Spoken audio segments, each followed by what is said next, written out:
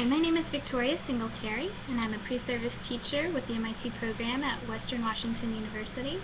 This vodcast is being made from my technology class, and what I'll be doing here tonight is speaking about an article that I found on iPad use in the classroom, and it is called 6 Examples of iPad Integration in the One-on-One Classroom. This was written by Andrew Marcineks.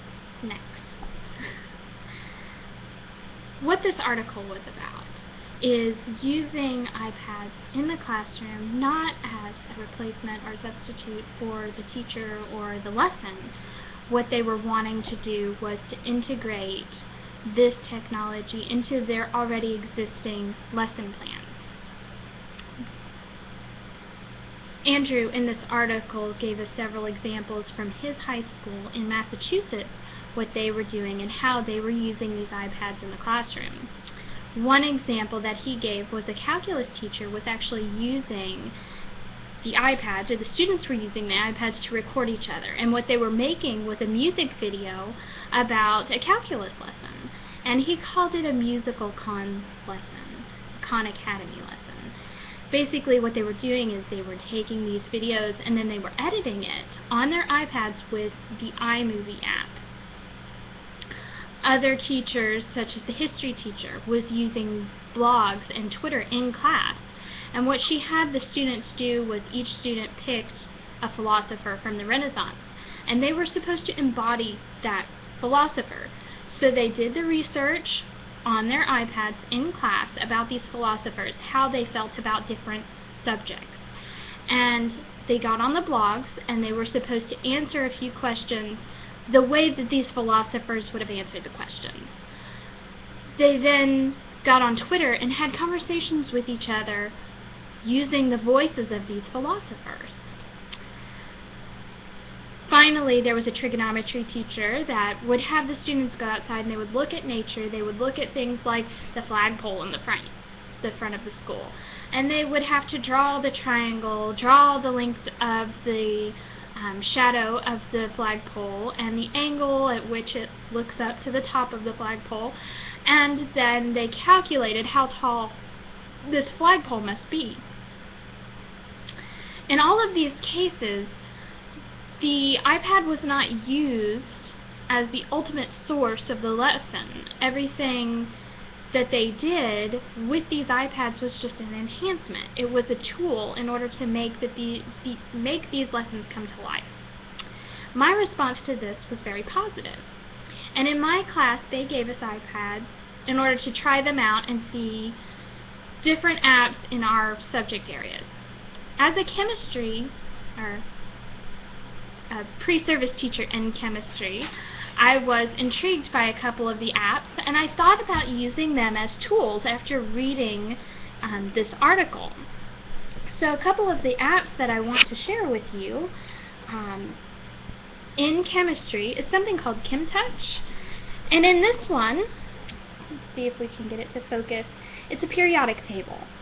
And it is a tool. It is a tool that all classrooms are going to have, all chemistry classrooms are going to have a periodic table. They'll have it on the wall, they'll have it in their books. They may have multiple versions in their books that tell them different things about the elements. They'll need to know atomic mass, they'll need to know atomic weight, they will need to know atomic radius, electronegativities. All of these things can be found on this periodic table simply by touching that element. And they won't have to do as much work looking it up in all of these tables. It's much easier, much more centralized, but it's also more fun. This is a tool that students would be more inclined to use. Another one of the apps that I thought was great for chemistry is something called Molecules. And in this app, they're looking at large molecules, like this one. This is a large protein. This is the ball and stick model. Now, many could argue that you can build these models in class. You can build the ball and stick model in class with your hands, and you'll have a 3D version to look at and play with. And that's great. You know, that is a very valid point for saying, well, then why do you need it on an iPad? Well, I'll show you why. Because in this case, you have the space filling version. Now, the space filling version is actually really great because this shows you what the molecule actually looks like. This is once they take into account filling up all the space that the electrons take up. This looks very, very different.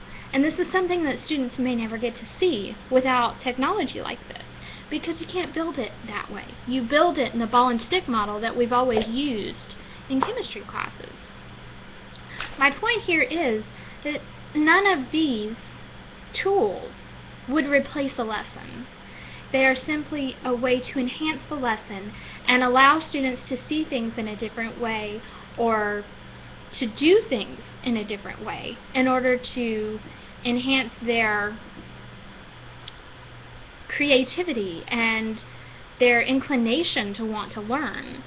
I really enjoyed the fact that this article looked at it with that stance, that they said more than once that this was not about creating these elaborate technological apps that are going to replace lessons and make everything better. Basically, they were saying is keep it simple and use technology to enhance the lessons that you already have. Thank you very much for your time, and have a great evening.